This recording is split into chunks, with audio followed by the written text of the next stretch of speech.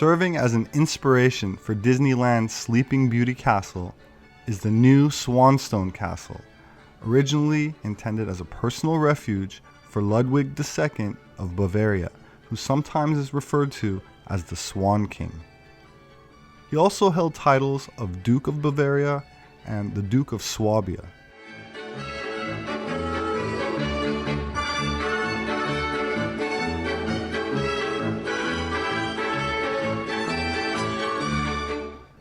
Swabia is a region in southwestern Germany, representing the territory of Alemannia, which coincides with the Swabian Circle of the Holy Roman Empire, as it stood during the early modern period, now near southwestern Bavaria. The Alemanni, or Swabians, were a confederation of Germanic tribes on the upper Rhine River, later expanding into northern Switzerland, leading to the establishment of the Old High German language there.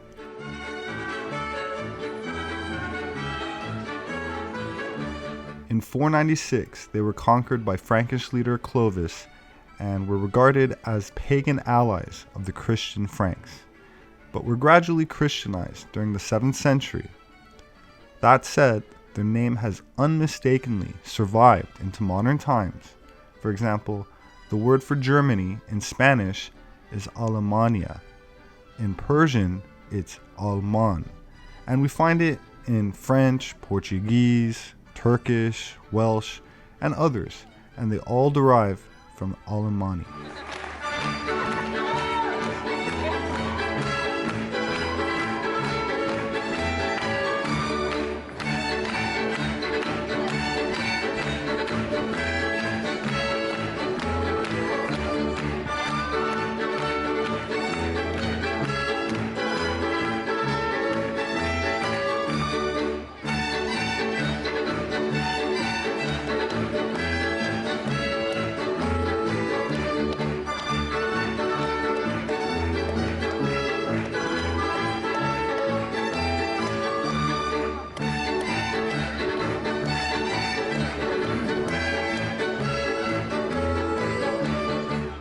While many foreigners called them the Alemanni, they referred to themselves with the name Suebi, from where we get the term Swabia, which some have said come from a prior indo-european word meaning our own people.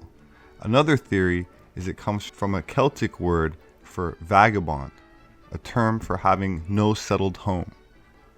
Classical authors noted that the Suebic tribes were very mobile, with various tribes moving in from the direction of the Baltic Sea. Roman writers called them Barbari, meaning savages, from where we get the term barbarian. The archaeology, however, shows that they were largely Romanized, living in Roman-style houses and used Roman artifacts. It was a characteristic of these people to turn their hair sideways and tie it beneath the poll in a knot. By this mark, the Suebi were distinguished from the rest of the Germans, and it's seen in other cultures with some relationship to the Suebi, usually worn only during the period of youth. Tacitus, a senator and historian of the Roman Empire, mentions that some of the Suebi also performed sacred rites to Isis, or a very similar native goddess. Elisha was the son of Javan, the fourth son of Noah's son Japheth, according to the book of Genesis. The Jewish historian Josephus related the descendants of Elisha with the Aeolians, one of the ancestral branches of the Greeks, or the ancestor of the Almanim. Asia, incidentally, was regarded as a synonym for the ancient Trojan Empire. Which brings us back to the Swan King of Bavaria, who some have suggested built his famous castle as a homage to the local legend of the Swan King Lohengrin, a character in German Arthurian literature, a medieval tale about a mysterious knight of the Holy Grail sent in a boat pulled by swans to rescue a maiden who could never ask his identity. When she did, he told her and he had to leave and go to the Mount of Paradise, where the goddess Venus lived. Some have proposed that this was Mount Sepehr, the last bastion of defense for the Cathars, which means the clean or pure ones. Mont Sepehr is dedicated to Bellissima, a goddess worshipped in Gaul and Britain, also identified with Minerva, with affinities to Astarte, Artemis, Diana-type goddesses having various names. She was often associated with the swan and usually had priestesses who were called doves. The dove would be an emblem employed by the Cathars in the 13th century, as well as the Huguenots, who were French Protestants of later centuries. In Greek mythology, Zeus disguised himself as a swan, seducing Leda, the queen of Sparta, who gave birth to a girl named Helen, who was also regarded as a moon goddess and who gave the early Greeks their name, the Hellenes. Maybe that's why the Swiss still call their god Zeus, as in Zeus. It's from the Zuvi that we get Swiss, Sweden, Switzerland, and of course Swabia, ancestors of the Bavarians.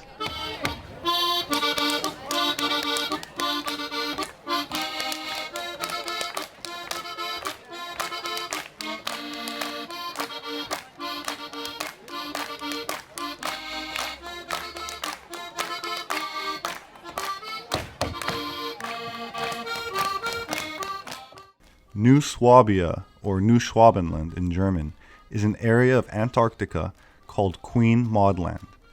It was explored by German Antarctic expeditions in the late 19th and early 20th centuries, which discovered ice-free areas with warm freshwater lakes and vegetation. In 1938, the New Swabia expedition left Hamburg for Antarctica aboard the MS Schwabenland, named after Swabia, the region in southern Germany, and established military bases and, according to the Russian government, a highly fortified German colony below the ice in subterranean caverns of warm fresh water heated by volcanic vents with plenty of breathable air created by algae that live near those vents. Antarctica is the coldest, driest, windiest, and most inhospitable continent on Earth. But somehow, life exists there, and new evidence suggests it also exists below the ice.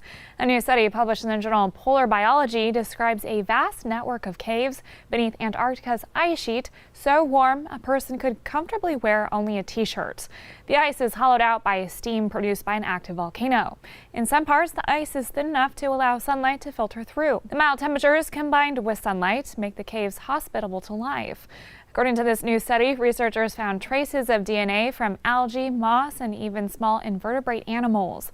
While some of the DNA matches creatures found elsewhere on the continent, some of the samples have not yet been identified. This means unknown types of plants or animals might have once called the caves home, and they still might.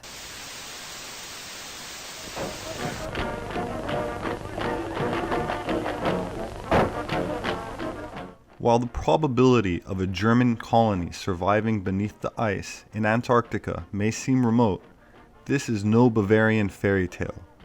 If it were, then the United States would declassify Operation High Jump and allow the public to become aware of the invasion of German-occupied Antarctica immediately following World War II, which by all accounts involved a decisive military defeat of Allied forces. So while Germany had already formally surrendered in 1945, it seems New Swabia did not in 1946. My name is Robert Sepehr. I'm an independent anthropologist, and I appreciate all of the positive feedback. Please share this video if you like these presentations. I completely rely on word of mouth. And check out my books available on Amazon.com if you have not already. Don't forget to subscribe and have a wonderful weekend. See you next time.